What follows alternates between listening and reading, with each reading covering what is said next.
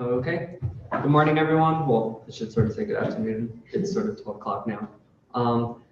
So by a show of hands, are we feeling good? How we're doing in anatomy? I see like five shaking heads at the same time.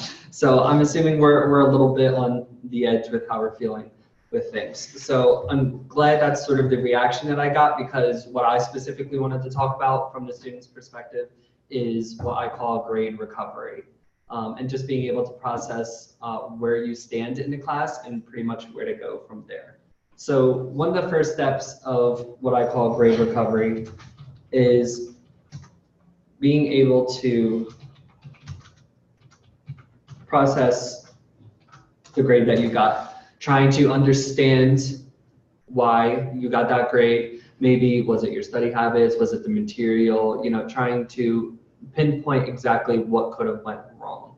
One of the things that you have to understand is, with being a student, especially being a nursing student, one of the big parts of our jobs is to care for other people. Also, what comes with that is what is considered self-care. We have to be able to take care of ourselves first to take care of other people. So one of my biggest pieces of advice to you is, as much as it stinks if you aren't doing good in the class, or maybe not as best as that you would have wanted to do, is don't be so hard on yourself.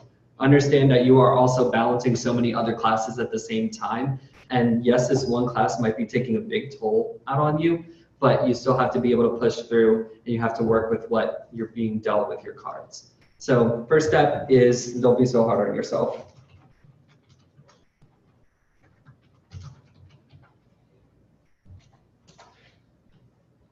One of the things that I was talking about earlier was being able to process the reaction to your grade.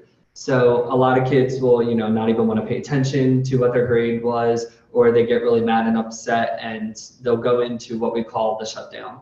I used to be a victim of this, of when I would look at my grade, I would get so frustrated at all the effort that I put in the time before, and I would immediately just not want to have anything to do with the class. Like, I wouldn't even go to class the next day. I was like, nope, screw it, like I'm not going.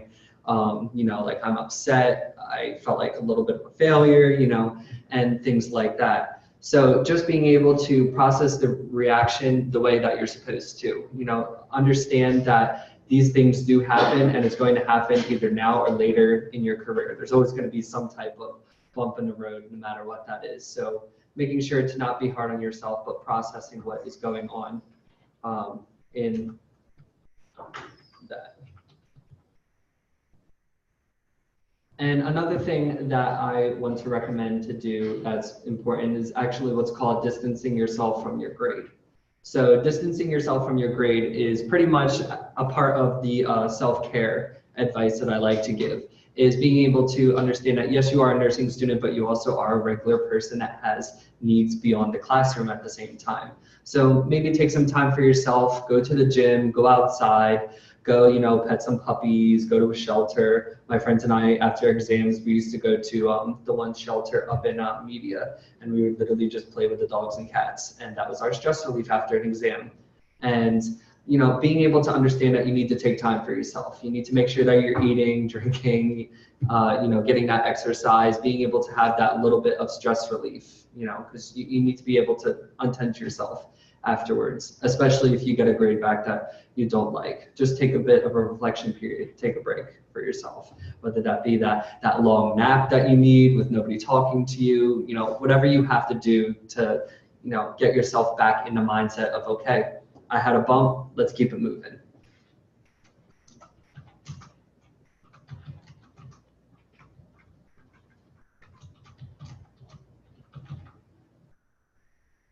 Okay, so one of the big steps with going over what was happening was looking for errors. So one of the big parts that you're going to learn further in your nursing curriculum is what's called remediation.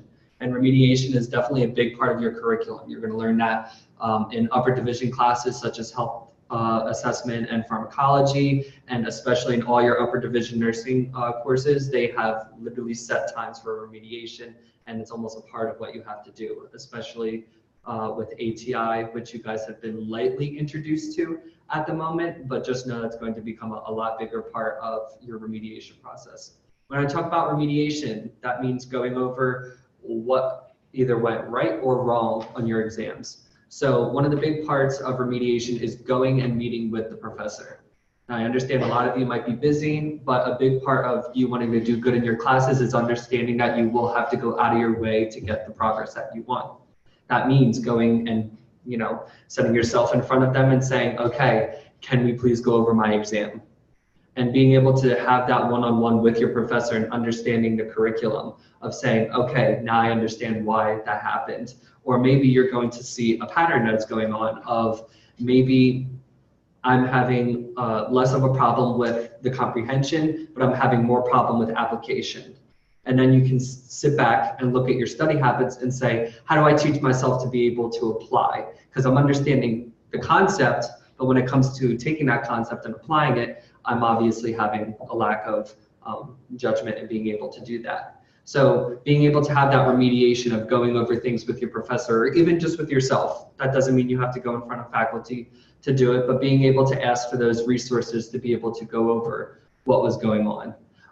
Even personally, when you come out of an exam, usually one of the things that I think is a good habit, which I know it upsets some people, but talk amongst yourselves. You have friends in your classes, you have roommates that might be in your class as well. Talk amongst yourselves, see, what was everyone struggling with? Well, I struggled specifically with this question, while I was, your roommate could have been struggling with those sets of questions. And being able to pinpoint, oh, like maybe I should have paid attention more to the heart, or I got onto my exam and I knew nothing for the respiratory system or the lymphatic system, and being able to understand I should have paid attention more, or how could have I learned that section better?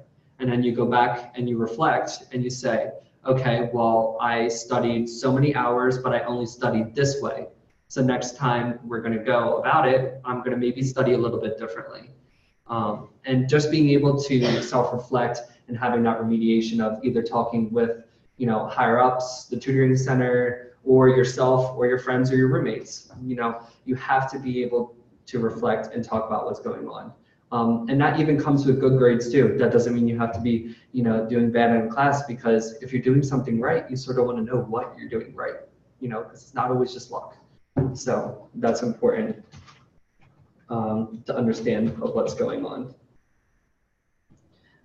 So I talked about it previously with the remediation of being able to talk with your professors, but talking with your professors doesn't always mean that you're going to be sitting there going over your exam either. They obviously are the ones that make the curriculum for the class. Now, yes, there is a textbook that gives them the curriculum, but they are the ones who are making the exams. They're the ones that are making the practicals. There's a reason why he words the questions the way that he does.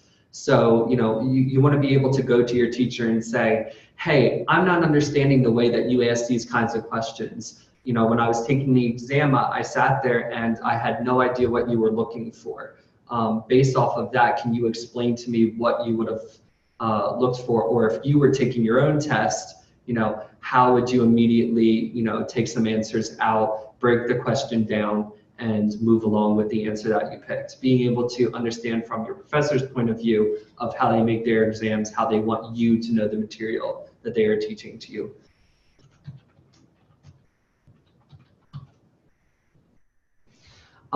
So one of the big things, as I said before, it doesn't immediately have to be about tests, but even just in general, is talking with your classmates, talk with your friends, because obviously there is going to be more people than you think that are going through the exact same thing that you are.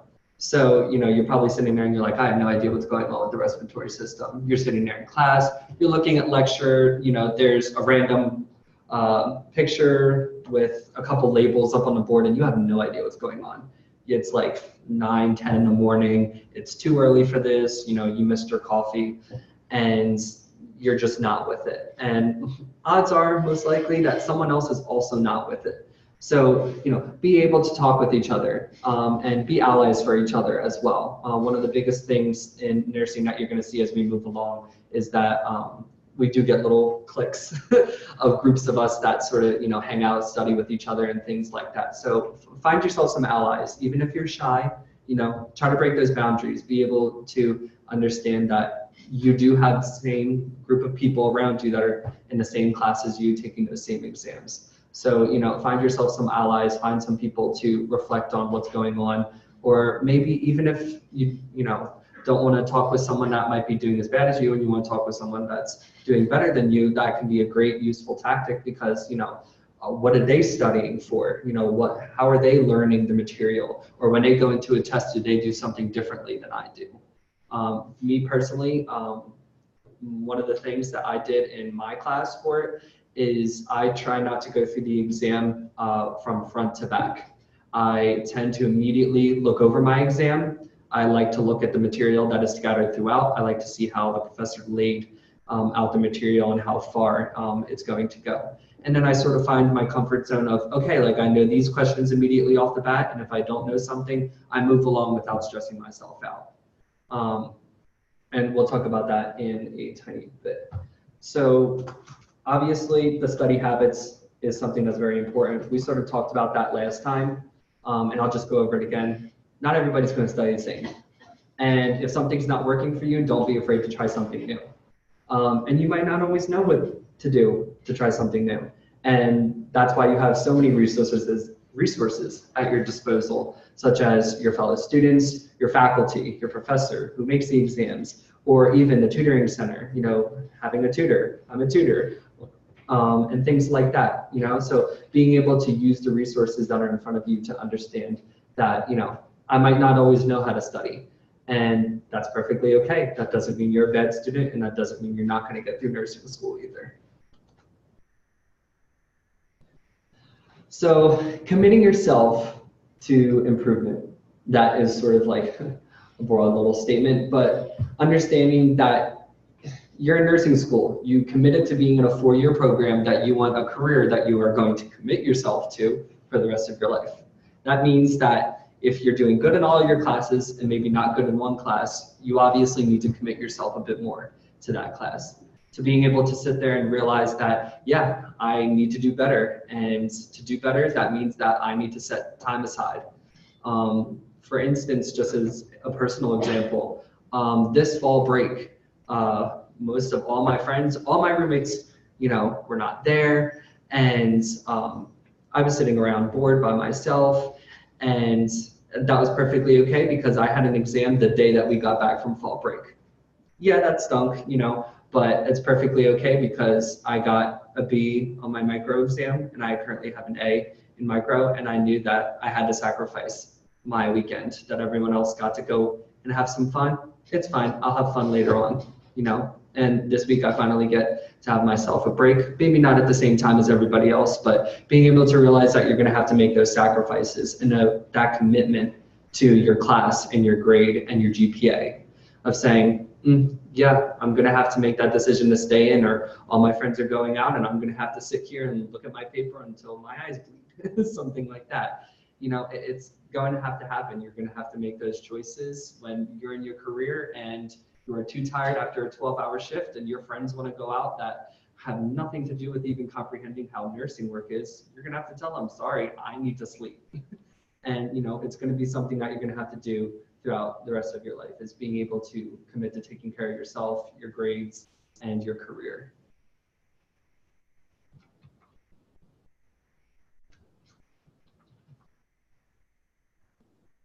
So I know this is sort of hard sometimes, but one of the things that I always make sure to talk about is going to your professor and asking for extra credit opportunities. I know that a lot of times that isn't presented in courses like nursing, or strictly in anatomy, physiology, or classes like micro as well, but still asking for those opportunities, even for the part of remediation of going over those quizzes. I know it might not be extra credit points strictly back to your grade, but the extra credit really comes in what you're taking away from it. So being able to, go over and maybe redo corrections for yourself on your past exams, because it's going to reinforce everything that you might have not known during that exam time. So as much as it's not extra credit to your grade, it can help you in the long run, which still is a give back.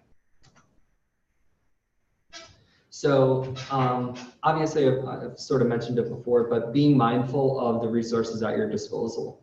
When I decided that I wanted to be a tutor, I thought that would be a great thing because there was a lot of things that I did wrong when I took these classes, and I didn't realize it until I got through it. And I said, okay, you know, I could have done a lot better if I would have known what to do. And so I realized that maybe I can help out other people who were in my shoes, you know, do better as well. So definitely reach out to the tutoring center, reach out to them. And you know, one of the things for me of why I didn't immediately do it was because of my pride and ego, if I'm being honest.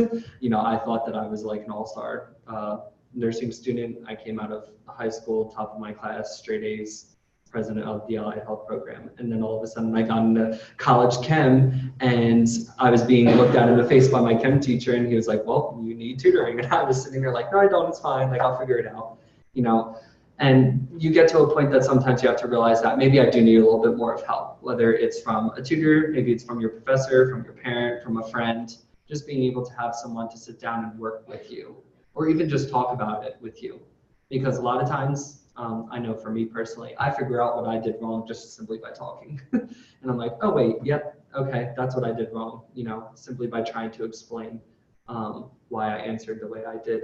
So know that those resources are at your disposal. Go to places like the tutoring center, go to your friends, go to your teachers. And there's a whole nother part of resources that I like to talk about. Has nothing to do with, you know, faculty or going and even talking to a friend. When I say resources, we have, thank you for our generation, we don't have to go to the library and try to find 6 to 7 different books to pull out and sit there and go through like our parents did. You know, we can literally just go online, type in respiratory system, and we have like 20 different YouTube videos that are going to come up and summarize the entire system in, you know, 5 minutes for us. And, you know, a lot of people don't understand that those types of resources can be your greatest ally. One of the things that I personally do for my classes now is I make study guides for myself for specific exams. And one of the things that I'll do if I don't understand something when I'm making that study guide is I go immediately onto YouTube or Google and I try to find something to give me the gist of what I was missing. And then I will specifically go off of Google and find things like charts and diagrams and things that can just give me something else to look for or use other than the text in front of me. And I'll put that on my study guide and I'll use that as resources. And being able to realize that, wow, like I have a lot more at my disposal than I thought other than just a textbook, my professor, and myself. So being able to realize that, yes, you have a textbook, you have mastering online, you have all those quizzes, you can sit there, press a button, and listen to the entire chapter read to you as a summary if you want to do something else. I mean, there's so many different things at your disposal that you can make sure to pay attention to if you want to.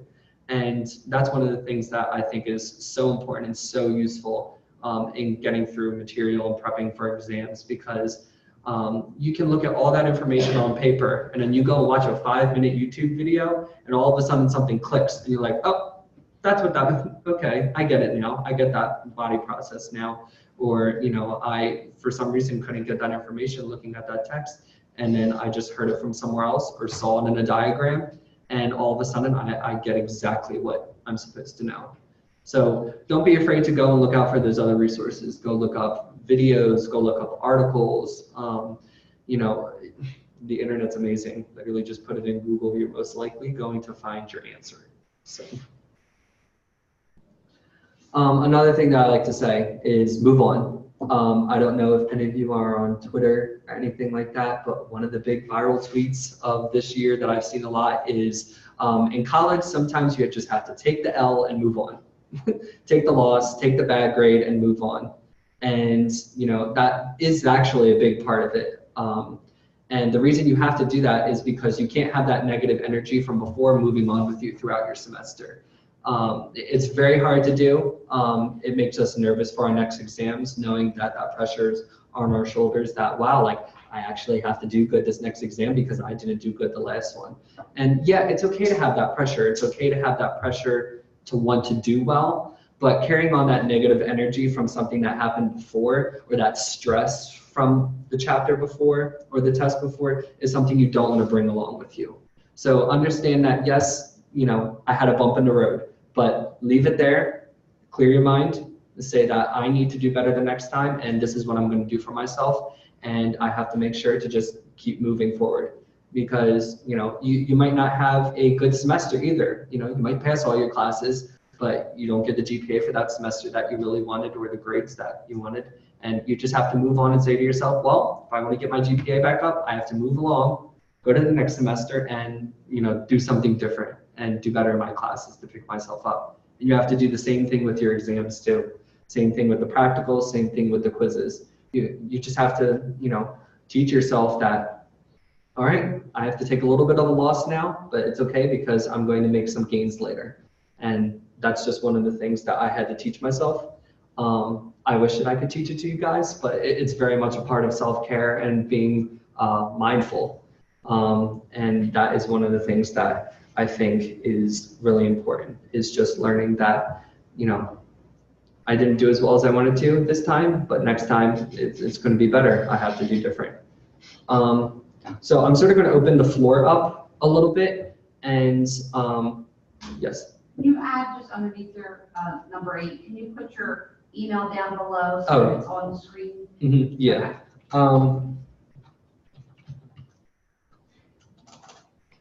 So one of the things that I wanted to ask you guys about is based off of your exams, and it's okay, this is perfectly fine room. There's going to be no judgment whatsoever if someone wants to be honest about their grades or whatnot. Obviously, you guys are here because you're dedicated to your class and you want to do well. So first of all, nice applause to you for doing that, because obviously there's a lot of people that probably aren't here because they're skipping out. So, let's be honest about that. But what is one of the things that you guys find hardest with the exams? And I want to know specifically so that I can speak on it, because I don't want to just sort of generalize any information.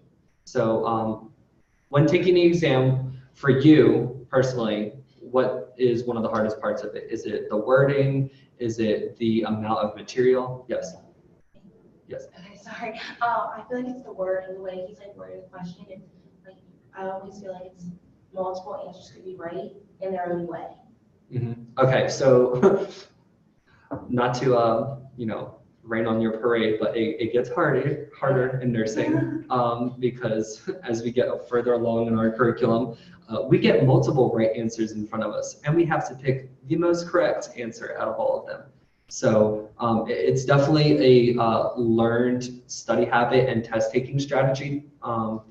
So one of the things that I recommend for that specifically is when I audited his class specifically, I didn't really understand what he was asking either on most things. So I really just had to go to him and I had to sit down and say, okay, I don't understand what you were asking for this question. And that's why I talked earlier about, asking your professor, as a student, how would you tackle this kind of question? How would you immediately look at it, interpret it, and how would you want your students to break it down to answer it correctly?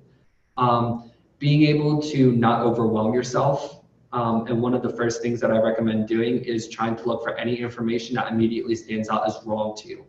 So that process of elimination right off the bat, of being able to say, I know that it is not that. Because if you're having a question about the respiratory system and there's something about like an AV node, I don't think that's going to be your answer. So, immediately being able to do that process of elimination and start breaking it down.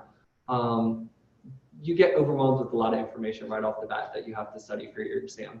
So usually the way that I go into a question like that is I immediately try to look for what I call keywords.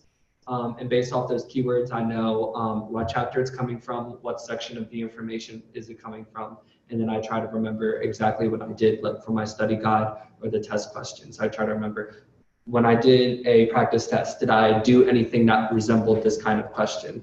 Or the keyword of, that skin layer, I remember that from lecture, and then trying to apply that information based off of memory and things like that. So being able to look for, the process of elimination, the keywords in it, and then the strategy of being able to try to differentiate what is actually being asked, because sometimes there is going to be multiple answers, but being able to know what is, most correct that's sometimes hard, and you're not exactly going to know what he wants unless you go to him sometimes. But definitely that process of elimination, looking for those keywords. I wish I could give you more of an example if I had like an actual question from anatomy to show you guys. But yeah, definitely being able to do that. And if that still doesn't work for you, I would honestly just go and talk with him, because a lot of times being able to sit with him and have him explain to you what he wanted out of those questions and for those answers, I think can give you a different perspective of going into it. Yes? For some like topics that we're tested on, I feel like through like the textbook and like PowerPoints, like we're like taught it like one way. So then you look at it like that way, and like you think of like, or at least I think of like possible questions that like they could ask about that. But then they just ask questions that like I wouldn't even like think like that like associate with that, or Such as like application questions, you're saying? Yeah. So one of the things that I recommend for that is, I sort of talked about it the last time we were here, is the difference between understanding the concept and then being able to apply it. So one of the things that I say for that is use your resources. So other than the text that is given in front of you, go on YouTube, look up videos about it, try to look up articles strictly about it, try to find out if there's going to be any other ways that that is going to be related to the curriculum that you're being tested on. One of the things that I also recommend doing for it is a lot of what he tends to test on is what he specifically talks about in lecture. So what I recommend for that is the strategy that I used specifically for the class. I don't know if this is going to work for anybody else, but I would record the lecture and I would literally sit there in class as the lecture was being recorded, and I would just sit and take his information in. And I actually wouldn't go and add on my own notes until after class, when I would listen to the lecture again. So being able to sit there and process that information of what he's trying to explain, because most of everything that he tries to test you on is the little minute details that he throws in while he's lecturing. And I've noticed that over and over and over again. And that is probably one of the only things, at least for me, that was one of my strategies. Because you're less likely to miss those key points of information, those little minute details that he's going to test on, because he tends to talk in a sort of broad generalization. And then every once in a while he'll throw out like a little, oh, and did you know about this cell, it can do this, and then he'll move on immediately from it. And then that little minute thing that he just tried to tell you about is somehow going to be on the exam. And you're sitting there like, I don't ever remember this being in my textbook or PowerPoint or anything like that. And it's strictly came from lecture. So I would focus on being able to try to apply the information that you're learning to other pieces of information. So looking at the body systems as a whole, trying to sit there and, as you said, like think of the questions, but using the resources that you are given, and then also maybe using that strategy of recording the lecture and actually trying to sit there and process the information that's in front of you, instead of sort of getting yourself overwhelmed, trying to sit there and say, oh my God, he just said this, I'm typing and I just missed 5 things while I'm typing out, that one piece of note. How important was that one piece of note over the 5 things that you just missed in class? So I would definitely recommend taping the lecture, going back and typing your notes based off of the lecture later on, and strictly prepping before it too, as well, going over that. So then when you do hear those little minute details that he talks about, you understand what's being talked about, because you have the ability to pay attention to it now, as opposed to just being overwhelmed with information in front of you. Yep. I'm good.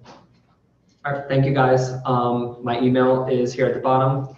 I do tutor, so if you want to reach out to the tutoring center and request me, my name is Zach, the one who you're talking about. Even if you don't want to tutor and you just want to ask me some general questions, please feel free to email me. I usually always email back unless like some type of crisis is going on in my life. Yes? Is there only for anatomy 2 the tutoring, like the group tutoring, like Tuesdays and Thursdays, or they're individual ones? No, so there is individual tutoring, and that is one of the things that I want to make clear as well. There is individual tutorings. Usually what the tutoring center does is they will give you the information immediately for the group session. If you don't want to go just to the group session, you can request an individual tutor if you're not assigned one.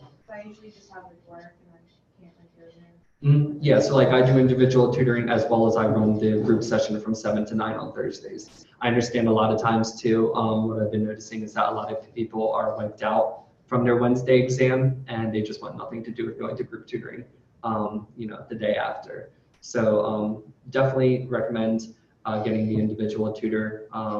A lot of times we're students that have flexibility as well as you, and there's definitely some type of medium that will be able to come together and figure something out. So yeah. Can I add to that? Guys, generally when we get a request for tutoring for anatomy, we will ask you to try the walk-in sessions first, if at all possible, because we don't have enough individual tutors on staff to connect everyone that way. We do our very best. If after having tried the walk-in, you think you need some additional supplementation, we're going to work hard to make sure we connect you individually. But please give the walk-in a try first, because I think Zach just mentioned on his Thursday evening session when he's there 7 to 9, this past one, he didn't have anyone there, correct, Zach? Yeah, it's been that way for pretty much the past 2 weeks. It is like having an individual tutor on some of the weeks that you go, because the flow of students isn't as great as you might initially think. So give it a try, and if then again you need some additional assistance, we'll do what we can to connect you. Okay. And then I'm going to hand it over to Dr. Delaney. And once again, thank you guys. Feel free to email me if you need anything. Thank you. Thank you.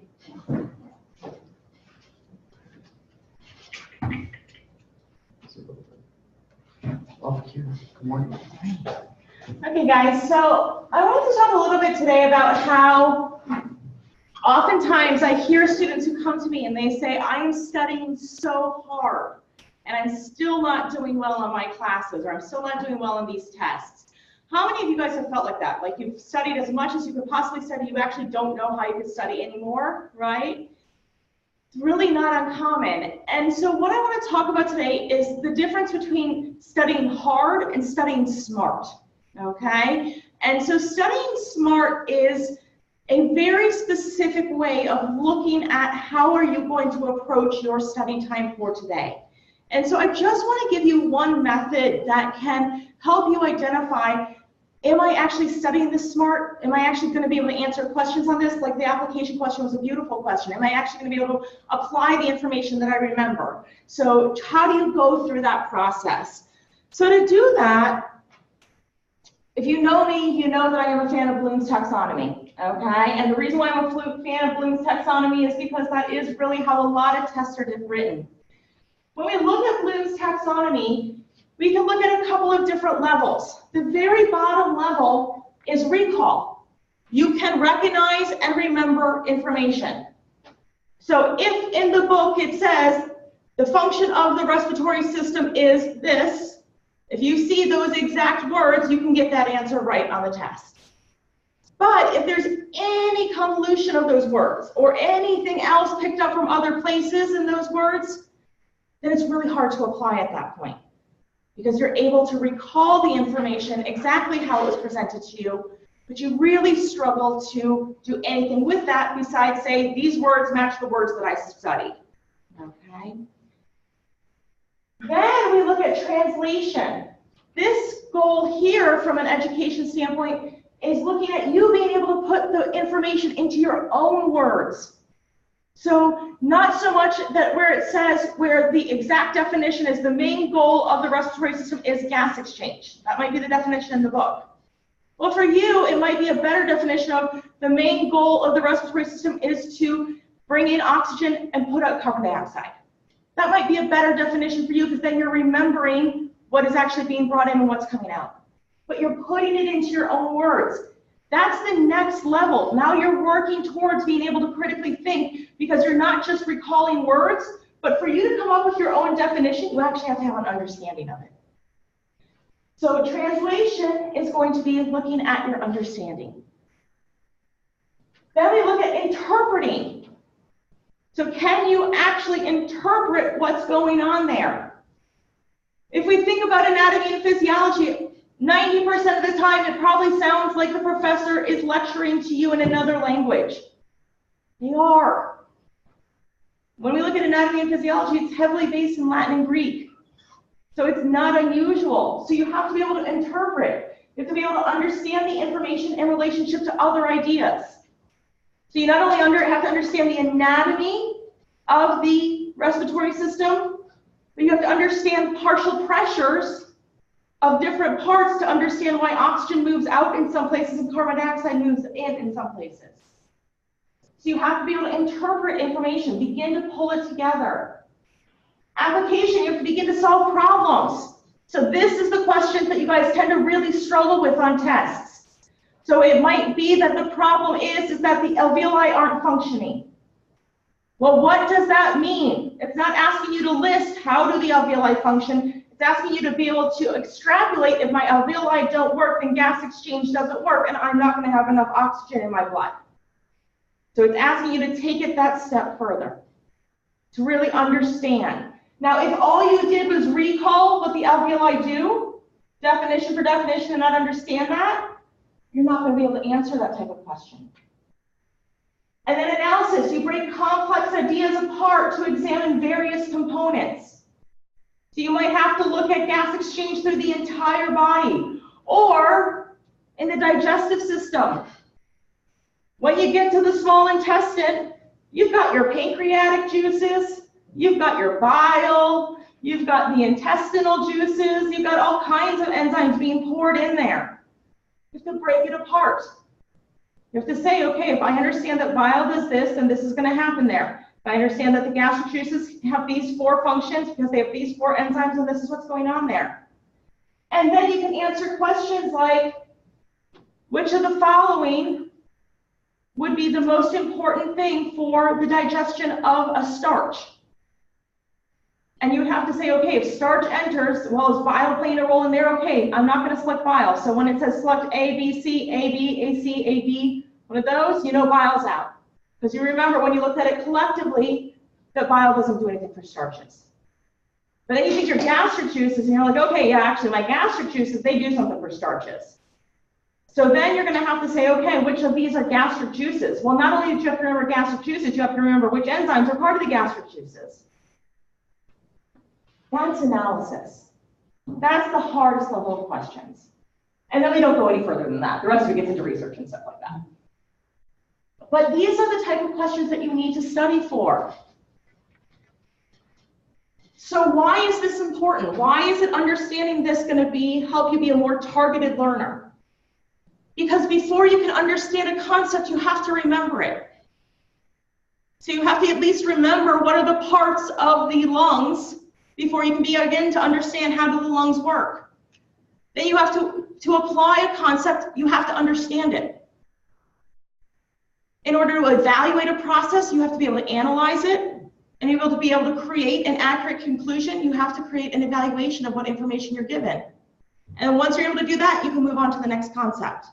So it's a circle of learning, starting with, can I just remember the core parts? And then, okay, what do they do? And then what do they do in relationship to the rest of the body or the rest of the system? And then what are some of the ways that they can be applied? So one of the ways to use this information is to always ask yourself questions. To do targeted learning, it's not, I'm going to sit and I'm going to study for an hour. That's not having a goal. We do much better learning if we have goals. So a really good way to set forth is to take a look at your chapter or at the PowerPoint and read the headlines or read the titles of the PowerPoint slides and turn those titles into questions. If it says at the top of the PowerPoint, enteric nervous system, then you should have a question of, okay, by the time I'm done studying, I should understand the function of what the enteric nervous system is, what the function of it is, what it's related to, what happens if it doesn't work. I should have a list of questions related to the enteric nervous system that I am planning on learning in this next hour that I'm studying this.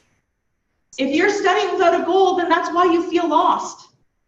If you're not saying, I need to answer these questions right now, then I don't know where I'm going or what's important and what's not important. So you always want to start off by looking at questions. So I have two things here on each of these for the different steps. I have tasks that you want to be able to complete to reach that basic level of recall. And then questions that you could possibly ask yourself to make sure you understand recall before you move on to the next step. Because again, you can't start with analysis if you don't remember the names. You've got to go in this order of learning. So your first task is to recall that vocabulary. So what is the enteric nervous system? Second one is to memorize anatomical landmarks. So how many lobes are there in the liver? What are they called? And the third one is to recall the name of enzymes or chemicals used in the physiological processes. What enzymes are in gastric juice? You don't need at this point to know anything about what those enzymes and gastric juices do. You're just trying to recall, can I remember what they are? We're not focused on function yet. We're just remembering what we're learning and focusing on what we're learning. Once you get those down, once you have that recall down, you feel pretty comfortable with the vocabulary, you're pretty comfortable with the anatomy, any enzymes or chemicals, anything like that, then you can move on to translation. This is when you want to paraphrase the information. So take it away from saying, okay, here's the definition I memorized in the book. Now you want to be saying, okay, how do I describe it? And is it a correct description matched to the book? Here you want to create charts, diagrams. I am a huge fan of diagrams for physiology. Because all physiology is this causes this, causes this, causes this, and you end up with this. So if you make a diagram of what you started with, what gets added in along the way, then you can look at your little flow chart and you've got a great picture of what that process was about. But you can't make that flow chart if you're not able to translate the information from the definitions that you learned. So you've got to make flow charts, visual aids, something along those lines. And then you want to be able to describe the physiological process at this point, again, in your own words. So examples of this might be, in your own words, define the enteric nervous system. So instead of trying to memorize exactly what was word for word, you put it in your own words. If mom called you tonight and said, hey, I heard about the enteric nervous system, what is it? What would you tell mom without going to your textbook? You want to be able to describe it in your own words and see if it's close enough to the definitions that you've been trying to learn. Diagram the digestive system, how the digestive system receives messages from the enteric nervous system. So it goes from this part of the brain to this part of the brain, then down here, and then here. Make a diagram of it. Now you're translating information. You're beginning to learn it. And then describe the process of nervous stimulation of the digestive system. So now you're able to describe the process. You're not necessarily able to name all the names or say exactly why sodium levels went high or whatever it might be, but you're able to say this is the general process of what happens. Now you're translating. You're putting your learning into your own words, and that's what's going to stick.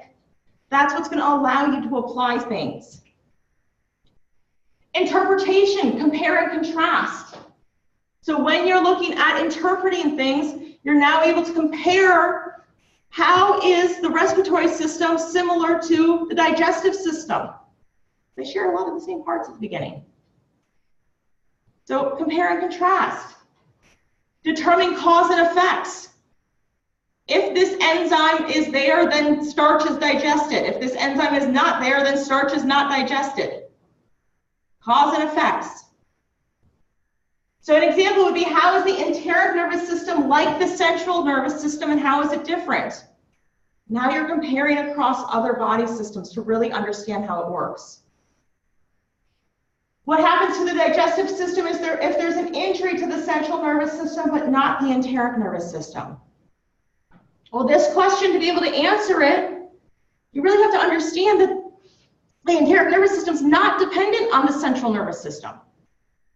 And that's why people who are in comas, people who are brain dead, can still be tube fed and we can keep them alive. So these are the important things of these much higher levels of thinking.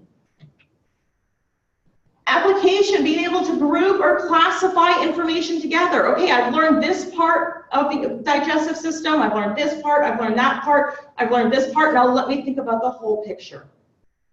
So you've learned the parts, now you got to make it a whole. So this might be describe the enzymes that digest carbohydrates starting in the mouth and moving to the small intestine. So far you've memorized the different parts, you know what's in gastric juice, you know what the function of the enzymes in gastric juices are, but now we're looking at a much bigger application picture of what, now let's think of all of the digestion of a carbohydrate, and starting in the mouth, which of the following are enzymes that are used? So now we're looking at putting everything together within the system. And then analysis.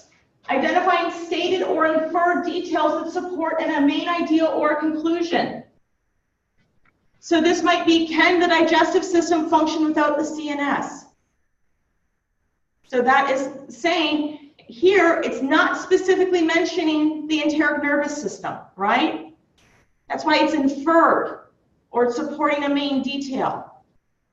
It's not mentioning the enteric nervous system, but if you know the enteric nervous system can function independently of the CNS, then you're able to answer this question, but you have to be able to infer the fact that the enteric nervous system fits there. Identify information relevant to the solution of the problem. So what are the essential enzymes in the breakdown of proteins? So we have to identify here a couple of things. We have to make sure we're reading the question closely and we know that we're actually looking for the breakdown of proteins. And identifying, I should say, gaps in logical sequences of events. So what is the correct order that a bolus travels through on its way to the small intestine? So being able to look through logical sequences, or logical sequences of what's going on in physiology as well. These are the types of questions you want to be challenging yourself with. If you can only answer recall questions, that's why you're not getting those A's and B's that you want on your exams. So you need to change your study methods to focus on the fact that you need to be studying at a higher level.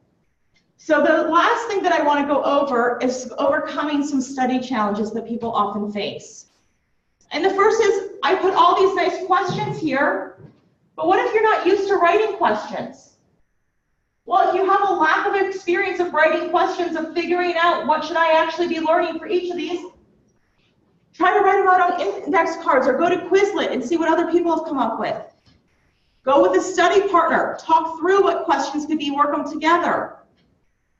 Or review the types of question wording that you see in your practice exams or that you remember from your tests, and try to replicate that test wording that you remember. So if you know your professor likes a lot of questions that are like A, B, A, C, A, D, ask yourself questions that would allow you to study for that type of format. Lack of concentration. I cannot read another word of anatomy. Study in a quiet place. Study in short blocks over long periods of time instead of trying to study forever. Use something called SQ3R. This is a study mechanism that will help you focus. The first thing you do is you survey what you're going to read or what you're going to study. Yeah. Just pause on that, Dr. Lane. Some have class at 1. That's fine. So they can get up and give class, and we'll keep recording it. Yeah, absolutely. All right. Record, look at the survey, look at what you're reading, survey it. Don't read it, just say, what am I learning? And then come up with your questions. Then read. Then recite to yourself what you read, and then review to make sure you covered everything. So have a pattern. And the last is set those learning goals. What am I trying to learn today? Break your time into hours. First, I'm going to survey what's going on. Then I'm going to read, recite. Then I'm going to review. Then I'm going to take a break, and then I'll start again. If you've got unfamiliar terms, try to use the context to help you out. Try to use structural analysis, prefixes and suffixes. So for instance, anyone know what an enzyme always ends in? ASE, right? So whenever I see that, I know I'm talking about a protein enzyme. So use your prefixes, use your suffixes to your benefit. Use the Texas glossary. Don't just skip the word you don't know. Look it up. And if you can't find it there, look it up on the internet and a dictionary, thesaurus, wherever you can. If you have trouble understanding, so you read it, you're like, I have no idea what I just read. Reread or skim for just the main ideas. So not trying to understand, but just, whoa, what is this even talking about? Scan for specific information. So I understood it up to this point, so what happened after this point that I got confused? Try to talk through the confusing points to yourself. Say, okay, read the book out loud and say, okay, I think what this is trying to say is this. Try to paraphrase or summarize in your own words. If what this generally is discussing is this. Consult an alternate source. I'm a big fan that if the book doesn't talk to you, find a source that does. Use Khan Academy, use a tutor, use a friend, whatever it might be. Find a source that talks to you if the textbook doesn't. If it hasn't talked to you in the first 2 read-throughs, you're not going to understand it on the 7th. Don't keep rereading it. Reset your learning goals. Okay, I really got stuck on this one piece here, so my learning goals for today are going to be to study this piece here that's really challenging for me, and the rest I'll pick up tomorrow. See your instructor or a tutor and form a study group. That way you can discuss through what's going on. And speed is a big issue for people. It takes a long time to read through textbooks. So you want to adjust your speed to purpose. Are you looking for in-depth details at this point? Or are you looking for just general concepts? If you're looking for general concepts, you should be just speed reading, looking at some keywords. If you're looking for in-depth, then you're going to slow down a little bit. But the best way to speed read for the sciences, and this is for your nursing classes in the future, is to practice with a variety of materials and to read recreationally. So I know you read all the time for school, but don't stop reading for joy, because that will actually help you in your classes be a faster reader when you're trying to tackle your science books. If you have difficulty following a specific section in the book, try to outline or map the paragraph or passage. They said this leads to this, leads to this, leads to this. I don't know what it means, but this passage happens. Or find and label the main idea of each paragraph. Take one paragraph at a time and say, here's what's going on in this paragraph, here's what's going on in this paragraph, how do I bring it together? And then summarize it into your own words. And then this is just a reminder that I like to show people. Learning is not about sitting in a book. 5% of the learning of the information that you recall will come from lecture. 10% of the information that you recall will come from reading. 20% of the information that you will recall will come from audio visual. 30% will be from demonstrating it to other people. 50% comes from discussing it in a group. 75% is practice by doing, so questions, things along those lines. And 90% is teaching others. I swear to you, I taught anatomy and physiology for probably 5 years. I never truly understood anatomy and physiology until I started teaching it. Once you teach it, then you understand it. So if you can explain to a classmate what's going on, then you know you're in the home stretch and you can answer those application and analysis level questions. Okay. So thank you very much. I appreciate you guys holding out to the end. And if you ever have any questions, I'm in 321, you can come on by and see me. Like I said, I did teach anatomy and physiology, so I actually do know the content really well, as well as test-taking strategies and study strategies. Okay, take care.